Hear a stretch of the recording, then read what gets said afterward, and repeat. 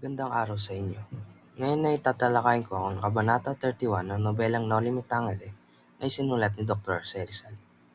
Huwag na natin pababain pa at magsimula na tayo.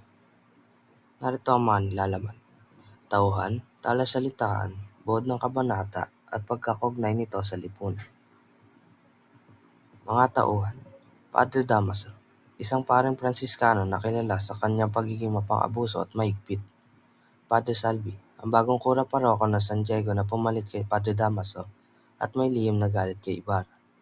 Crisostomo Ibarra, ang pangunahing tauhan ng nobela, isang binatang nag-aaral sa Europa at nagbabalik sa Pilipinas upang ipagpatuloy ang mga adhikain ng kanyang ama. Maria Clara, kasintahan ni Crisostomo Ibarra, anak-anakan ni Kapitan Tiago. Kapitan Tiago, isang mayamang negosyante at ama ni Maria Clara. Alperes, pinuno ng mga Gwardiya Sibil at kaaway ito ng mga prayle.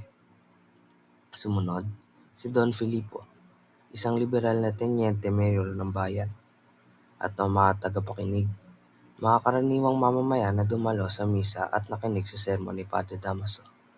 Sumunod, ang talasalitaan. Una, sermon, talumpati o pahayag na karaniwang tungkol sa relihiyon na binibigkas ng isang pari. Kalupitan, kawalan ng awa o pagmamalupit.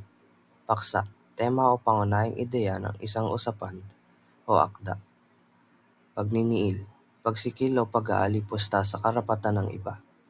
Pari, alagad ng simbahan, lalo na sa konteksto ng Katolisismo. Sumunod, hipokrito, tao na nagkukunwaring may mabuting asal o mga paniniwala, ngunit kabaligtaran ang tunay na ugali. Makadiyos, nagpapakita ng debosyon o pagsunod sa mga aral ng Diyos. Mapang-alipusta, mahilig mang-insulto o mangmaliit ng iba. Sumunod, ang buod ng kabanata. Sa Kabanata 31 ng Noli Me Tangere, si Padre Damaso ay nagsisermon sa misa, puno ng galit at poot. Hindi man direktang binanggit, malinaw na si Crisostomo ang kanyang pinapatamaan. Ginamit ni Padre Damaso ang sermon upang siraan si Ibarra at ipahayag ang kanyang pagtutol sa mga reforma at bagong ideya dala ni Ibarra sa San Diego.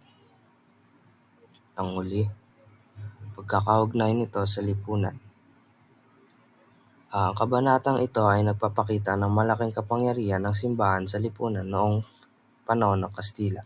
Ang sermon ni Padre Damaso ay sumasalamin sa kung paano ginagamit ng simbahan ang kanilang impluwensya upang kontrolin ang kaisipan ng mga tao at ipagtanggol ang kanilang interes laban sa mga pagbabago. Makikita rin nito ang pag-aabuso ng mga prayle sa kanilang posisyon upang personal na atakihin ang mga taong di nila gusto. Sa mas malawak na konteksto, pinapakita ng kabanata ang pagtutol ng mga konserbatibong sektor sa lipunan tulad ng simbahan sa mga pagbabago at reforma.